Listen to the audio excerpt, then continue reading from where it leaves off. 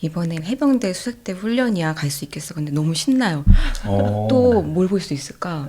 또 어떤 사람 만날 수 있을까? 그리고 그 사람의 그 순간엔 어떤 감정이 들까? 근데 전 그거를 물을 수 있잖아요. 네네. 들을 수 있잖아요.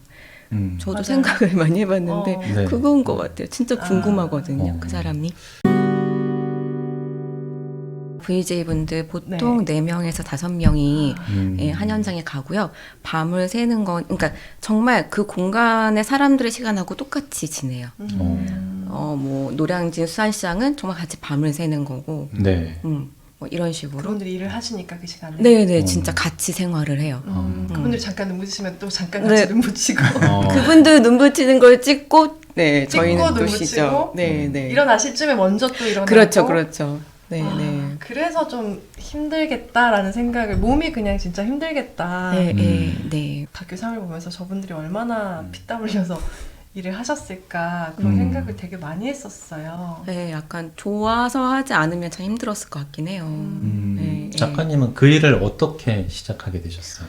그 KBS VJ로 먼저 활동하고 있던 대학교 선배님이 네. 저한테 다큐 3일이란 프로가 생겼는데 네. 4회차에 이제 산부인과 편이 나가야 되는데 그때 그 당시엔 여자 감독이 없었거든요. 네. 카메라 카메라 들고 인터뷰할 수 있는. 근데 제가 그때 뮤직비디오 일을 하고 있었고 촬영도 네. 할 수 있고 그러니까 한번 해볼래? 라고 해서 3일을 찍었는데 이게 너무 재밌는 거예요.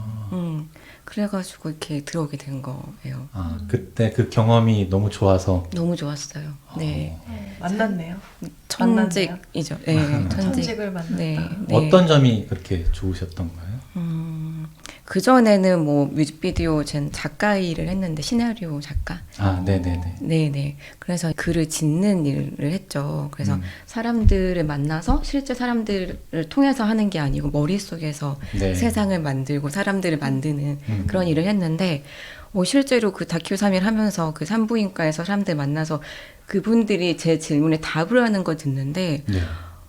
제가 만들었던 어떤 대사보다도 너무 기가 막힌 말들이 그냥 현장에서 나오는 거예요.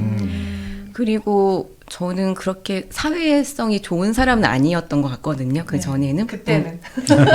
그때는요. 네. 네. 근데 뭔지 모르겠는데 카메라에 드니까 가능하더라고요. 말을 걸고. 제가 말을 걸었을 때 이 사람이 마음을 여는 걸 제가 또 확인을 하고 네네. 이 과정이 낯설고 행복했어요. 네. 확인하는 기분?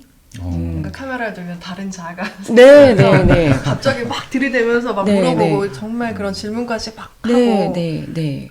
그냥 만났으면 절대 하지 못했을 못했죠. 질문들을 하고 네.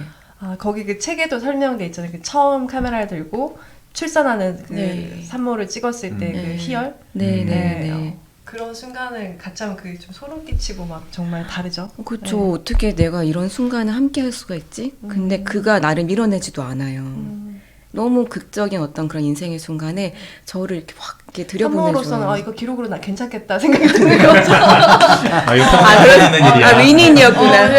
윈인. 윈인이었던 걸로. 인스타 각이야 뭐 이런 느낌. 윈인이었습니다. 그땐 없었지만. 물론. 제가 또 너무 감동각으로 아니, 근데 진짜 이렇게 촬영 당하는 쪽에서는 사실 되게 거부감 있을 순간일 것 같기도 한데 그걸 또 흔쾌히 또 승낙하신 것도 되게 신기하네요. 네. 잖아요. 그래서 저는 이 책의 제목이 참 괜찮은 태도잖아요. 네. 근데 아까 예의도 말씀하셨는데 그런 산모분에게 이 촬영을 허락하게 해주는 그런 역할을 작가님의 그런 재능이랄까요? 네, 작가님의 그런 좋은 마음, 태도로 해 오신 것 같아요. 감사합니다. 네. 그래서 그렇죠. 누가 찍느냐 따라 좀 내 마음이 다를 것 같거든요. 네. 어떤 태도로 다가오고 누가 어떻게 나를 찍느냐 따라 뭘 찍고 싶어하고 그런 거에 따라서 내 마음이 좀 다를 것 같아요. 네. 어떤 마음으로 그분들을 대했나요? 정말 다양한 곳에서 다양한 분들을 만났잖아요. 네. 일단 기본적으로 저는 가기 전에 이번에 막 해병대 수색대 훈련이야 갈 수 있겠어. 근데 너무 신나요. 또 뭘 볼 수 있을까? 또 어떤 사람 만날 수 있을까? 그리고 그 사람의 그 순간엔 어떤 감정이 들까? 근데 전 그거를 물을 수 있잖아요. 네네. 들을 수 있잖아요. 그래서 약간 진짜로 이 사람이 나를 궁금해하고 어떤 이야기를 했을 때 같이 막 나누고 아마 이게 그냥 좀 가능하게 했던 네. 저도 맞아요. 생각을 많이 해봤는데 네. 그건 것 같아요. 진짜 궁금하거든요. 어. 그 사람이.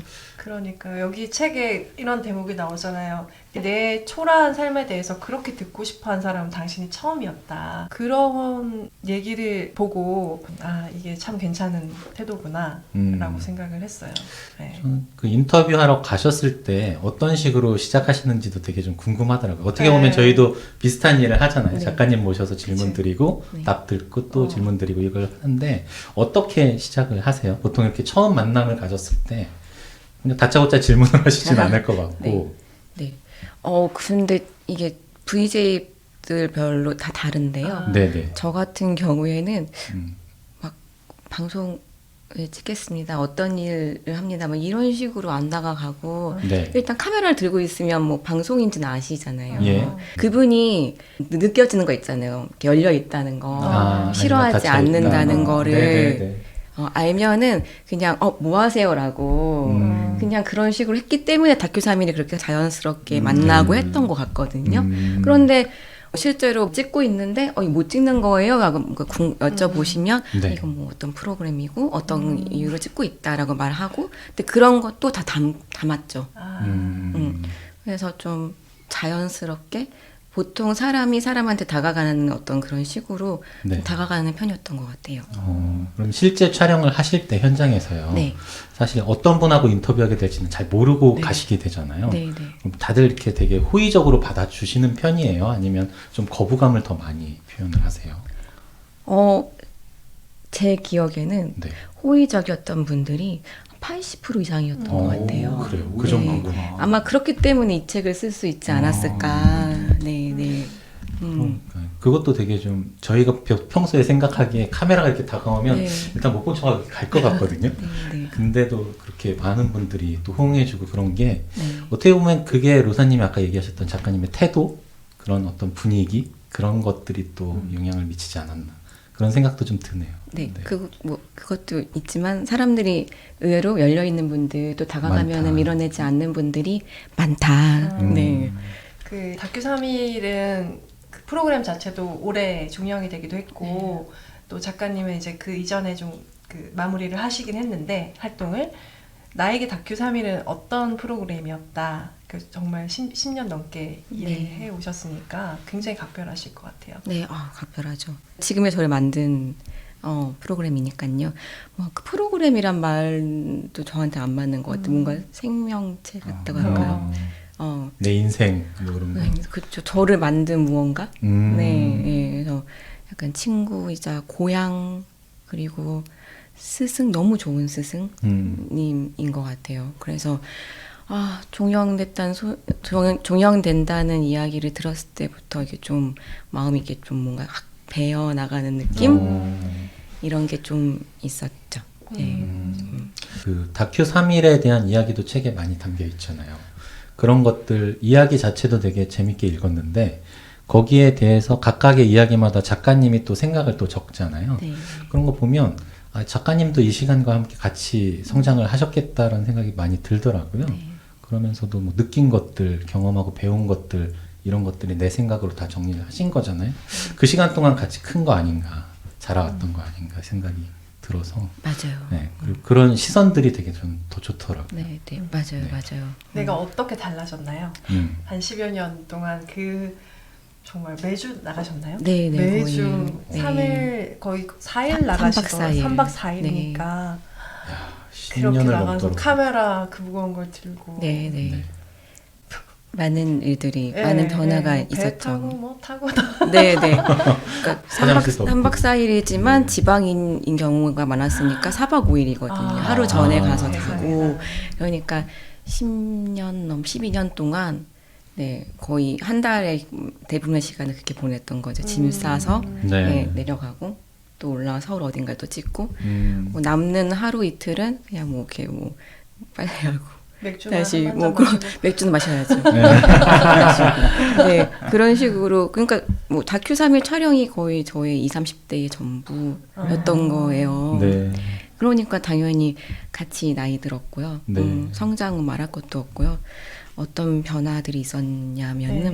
뭐 책의 서문에도 제가 많이 쓰긴 했는데 뭐 사람을 바라보는 어떤 관점도 달라졌고 그리고 성공이 뭘까, 행복이 뭘까라는 생각, 또 사랑이 뭘까라는 생각에 대해서 실제 어떤 사람들을 대하면서 좀 많이 바뀐 것 같아요. 네. 뭐 쉬운 말로 재물이나 명예 이게 성공의 전부는 아닌 것 같다.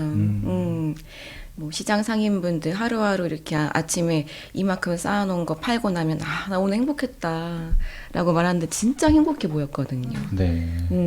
근데 그 전주에 뭐 제가 뭔가 이렇게 흔히 말하는 굉장히 성공한 사람의 삶을 찍었는데 그분의 삶이 행복해 보이지 않았던 적도 있었어요.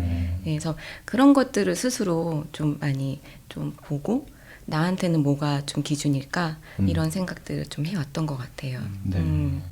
작가님에게는 어떤 게 행복의 기준이에요?